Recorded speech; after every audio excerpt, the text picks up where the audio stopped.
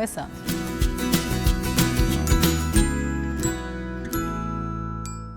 A gente começa o cotidiano de hoje batendo aquele super papo sobre cirurgia plástica com o Dr. Marco Aurélio Cabral. E o assunto de hoje, cirurgia plástica para ex-obesos. Qual a hora certa de operar, hein? Tô aqui, Dr. Marco. Bom dia. Bom dia, Marcela. Seja bem-vindo mais uma Prazer vez estar aqui no seu programa. ao cotidiano. Hoje, para responder as dúvidas de quem perdeu peso, está com excesso de pele e não sabe a hora certa de operar. Isso, muito bacana. A gente precisa dar uma diferenciada a respeito de qual foi a forma da perda de peso. Se foi o uso do balão, por exemplo, terminou, retirou o balão, está no momento. Se foi uma perda de peso através de mudança de hábitos, regime, dieta, exercício físico, esse precisa ser bem avaliado se foi feita uma perda de peso com orientações. Porque hoje a população ela confunde muito uma única coisa. Perder peso não pode ser igual a perder peso sem saúde. Verdade. As pessoas acham que ficar sem comer vai emagrecer e eu te garanto que às vezes não. Às vezes engorda. Às vezes engordam, verdade. tem um efeito rebote. E uma coisa muito preocupante para nós médicos que temos o cuidado no dia a dia do paciente no pré-operatório é se esse paciente está nutrido ou não. E isso é uma coisa muito importante para a gente submeter qualquer paciente a qualquer ato cirúrgico. E se for o paciente pós-bariátrico, aquele que se submeteu a uma cirurgia intestinal ou uma cirurgia na região do estômago, a mais realizada no mundo todo é a cirurgia de Capella, é aquela que reduz o estômago e desvia o intestino, que faz o bypass intestinal. Essa cirurgia, ela precisa ter um período mínimo de estabilização. Do ponto de vista teórico, de estudo científico, o paciente ele geralmente dura em torno de 1 ano e 6 meses com perda de peso. Então, após a cirurgia, passa 1 ano e 6 meses para estabilizar o peso, só assim que pode operar? Isso é uma média.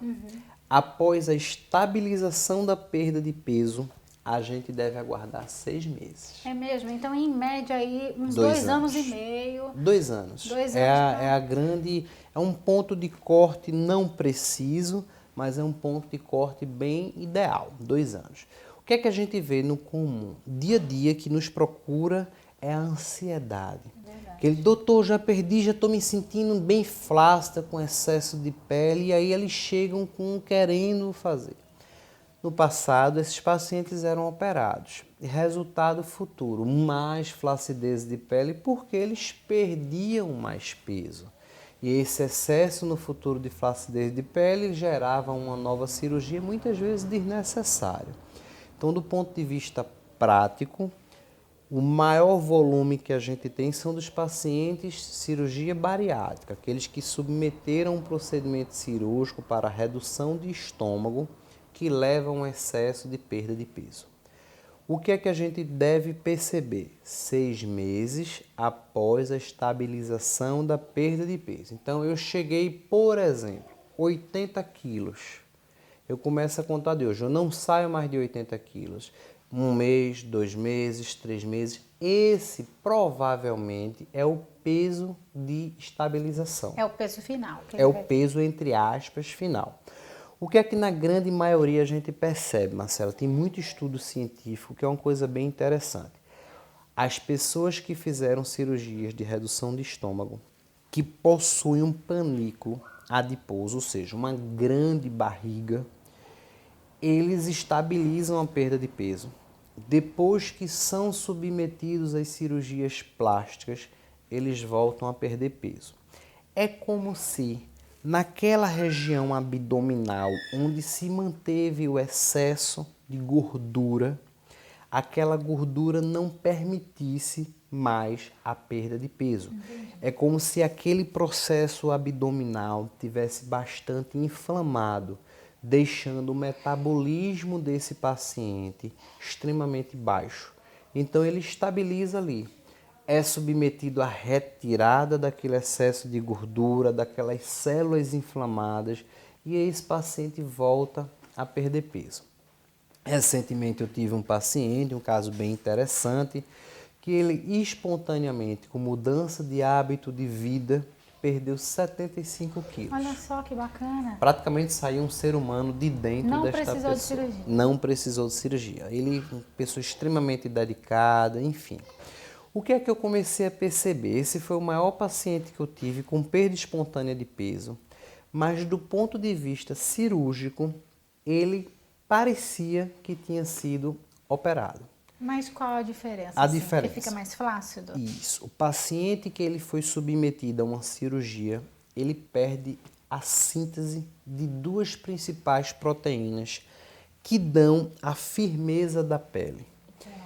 Colágeno e a elastina. Esses pacientes passam a ter uma dificuldade nessas duas proteínas. Do ponto de vista prático, um paciente ex-obeso, ele é um paciente flácido, porque ele não tem essas duas proteínas. Mas ele não vai ter para o resto da vida dele? Para o resto da vida. É mesmo? E mesmo fazendo uma reposição exógena, ele continua sem essas duas proteínas no corpo. Mas por que Na há verdade, essa perda? eles sintetizam, eles produzem um basal para o organismo, mas não é uma quantidade suficiente para manter uma firmeza de pele quando comparado a uma pessoa que não foi operada. E essas cirurgias, por exemplo, tem um paciente ex-obeso que está precisando fazer o corpo todo. Como que ela é feita? O senhor divide, opera primeiro uma parte, se recupera para depois operar outra? Isso. Ou você pode operar tudo de uma vez só? Muito boa pergunta. Não tem regra de bolo, tá certo? Precisa ser bem avaliado. O grande normal é assim: abdômen e coxa, dá para fazer. Mama e braço, dá para fazer.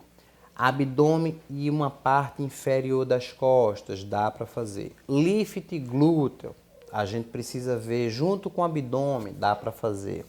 A parte superior das costas junto com a mama, dá para fazer.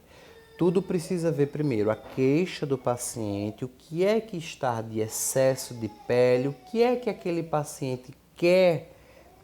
Tem paciente que a gente vê que necessita de uma área, mas não é queixa dele, ele não tem problema naquela área, então a gente praticamente não opera. A gente vai muito em cima das queixas do paciente. Quando o paciente ele vem queixa com o corpo todo, aí é onde a cirurgia plástica, um bom cirurgião plástico, tende a orientar quais são as áreas que devem ser realizadas. E nunca mais do que 2 áreas. Isso já começa a ficar a cirurgia um pouco perigosa, principalmente... E aí é onde está a complicação, né? Isso agora. Principalmente porque esse paciente é um paciente inflamado, mesmo ele sendo um paciente ex-obeso. Então o ideal é operar por partes, se recupera e depois se submete a outra esse cirurgia é que é o para ter mais bacana, segurança. é o que é correto, exatamente.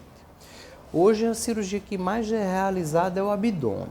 Eu acredito que esse índice é estatístico, porque hoje alguns planos de saúde cobrem a cirurgia do abdômen quando este abdômen ele está de forma avental, ou seja, ele está caindo sobre o púbis e causando dermatite de repetição, que são aquelas infecções por fungo, bactéria, é uma pele encostada na outra, roçando, causando intertrigo, causando problemas cicatriciais dessa pele da barriga em cima do púbis. Às vezes infecções de repetição. Quando isso acontece, a grande maioria dos planos de saúde, eles cobrem a cirurgia reparadora do abdômen.